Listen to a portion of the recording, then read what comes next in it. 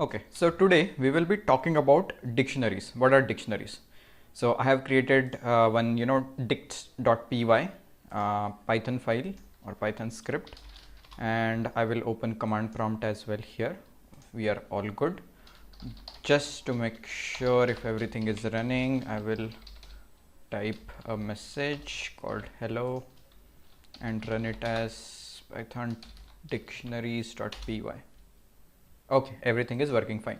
So today we will try to create a program. So our problem statement is create a program for contact list. Okay, for a contact list. So today we will be taking a look at how to create a contact list in Python via the dictionaries. Okay, so first of all, when we think about it, what contact list contains, right? So it has a name and its associated contact number, and it might have, first name, last name, and let's say company. Okay, so these things we have. I'll just comment it. Let's see how we can do this in normal variables. So normal variables called name, let's say Prasad, and my contact number can be 1 2 3 4 5 6 7 8 9 10. Okay, this will be my contact number. Now how will you print? You can print name and contact. Okay, if I execute it, I got name and contact number. So for first step we are good. But let's say this contact list has multiple entries, because in contact list we can have multiple names, right? What we can do about it? Can we create different variables, name 1, name 2? No. For that we have already seen the concepts of list, which we can use to store multiple items in one kind of a bag or collection or array. Okay, so this is Prasad, let's say this is Arun, and let's say Harsh. Okay, I have 3 contacts. So contacts of these 3 lists, and these 3 contacts may have different phone numbers, right? So for phone also we can have a separate list. This comma this, I will change last 2 numbers to 2 and 3 3.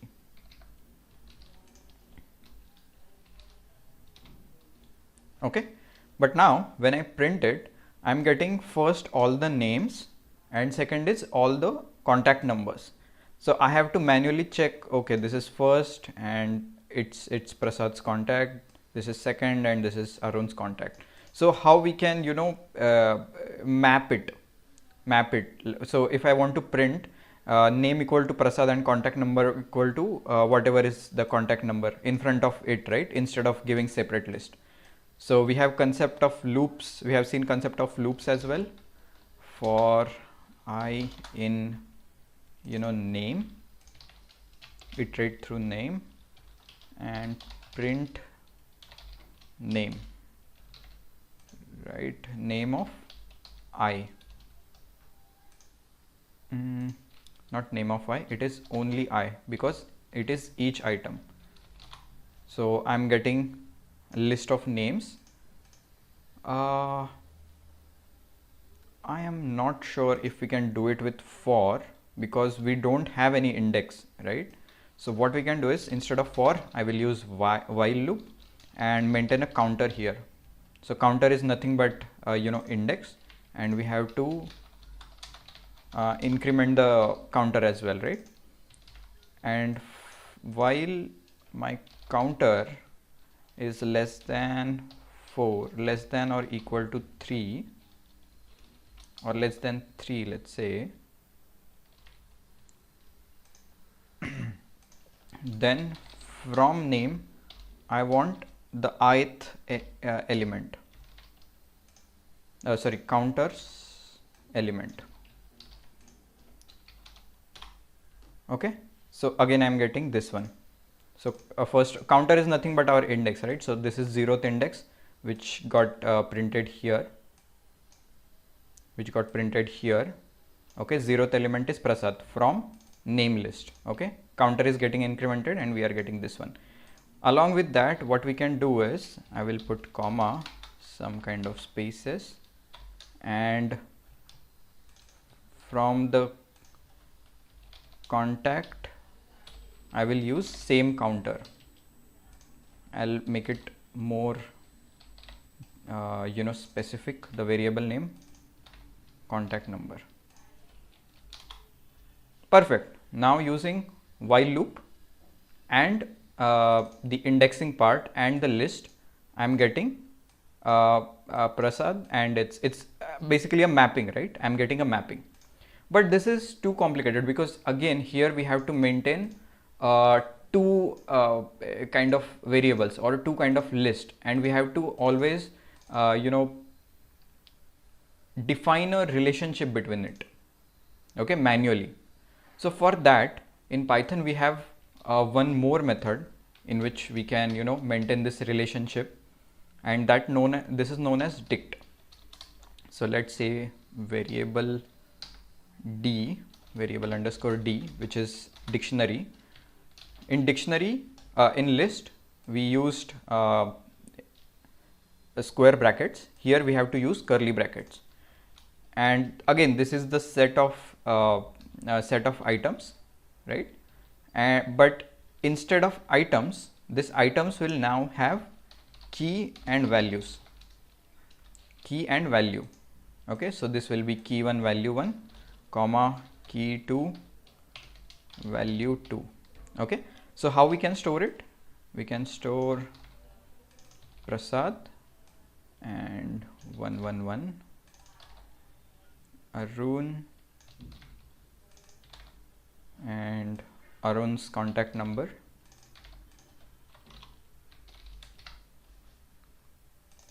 Harsh and his contact number. This is how you store a mapping. Now if you observe, we don't need two lists, we will need only one variable called dictionary type variable.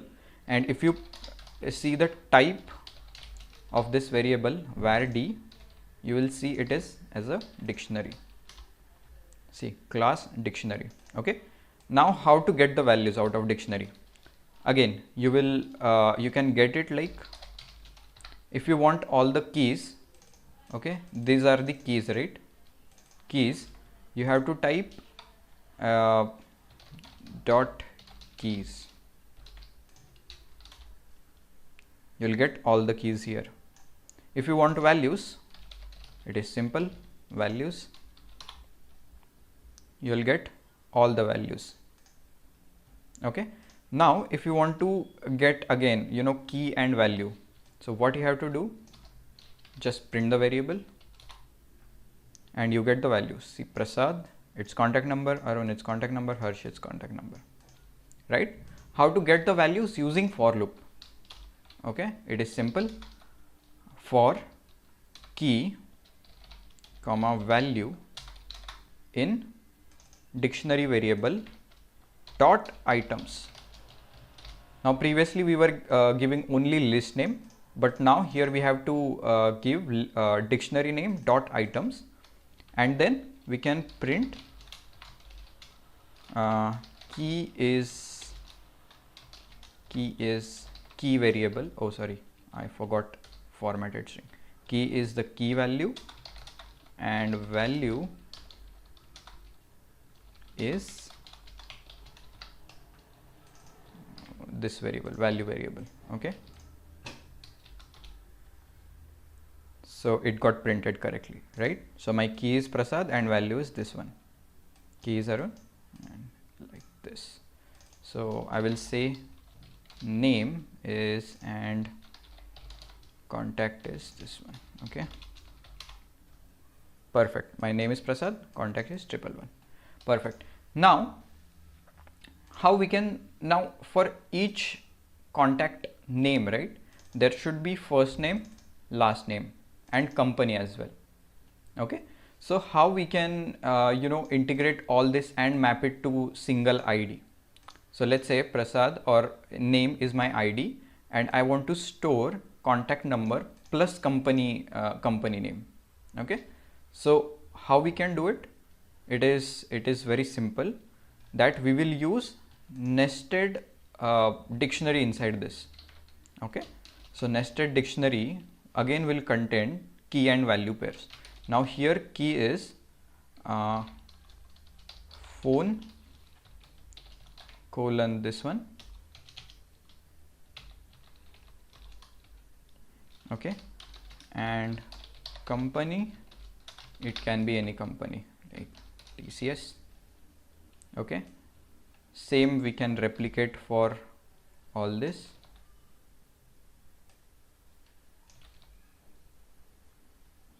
This is comma this one.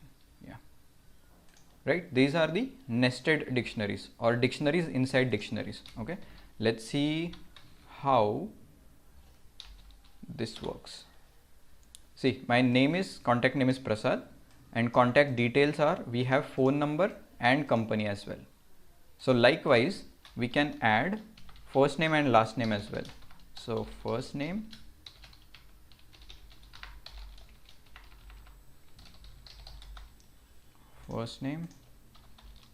and L name equal to last name comma. See, perfect. So for Prasad I have phone, first name, last name and company. For Arun and Harsh I have only phone and company. Okay, because it is optional field, right? First name and last name, company, all these are optional fields. So it doesn't matter if one record has those fields, second record does not have those fields. So it is perfectly fine. Okay, so let's go back to our basic setup where we have only name and its contact. Okay, and we have looped. Okay, I haven't saved it. Okay, and we have looped through the item. Okay, now what if I want to add, now we have only 3 items, right? What if I want to add one more new contact in the list? Okay, how we can add this? Again, the previous method we have to print to see what all the methods are available for this variable using dir. Okay, so we have something called clear, which we have seen in the list as well. Copy, which again we have seen for the list, it is same. Get items, pop is for remove. Okay, so first let's see how we can get the values. Okay, get is very simple. So what we have to do, print dictionary in square bracket. Now in case of list we were giving indexes, right? So by default index will be start from 0 and increment 1 2 3 4. Okay, but here we have to give actual key and then we'll get the value. So if you see this, I'm getting this value for this particular key, dictionary variable, and in square bracket instead of indices we have to give the key and we'll get the value. But what if I print something like Sumit, which contact I don't have in my dictionary, right? So it will throw me a error, key error, that key is not exist in this dictionary. Okay, but when you type something in your contact list, does your code break? No, right? It will simply say that no result found. So how we can achieve that? So for that we have this get method. So instead of this, if we do dot get and give a key name, okay, I'll get the same result. Okay, I'll get the same result, which is value in the dictionary. But if I give some name which is not in my dictionary, then also it dot get method has a additional parameter which you can add, no contact found.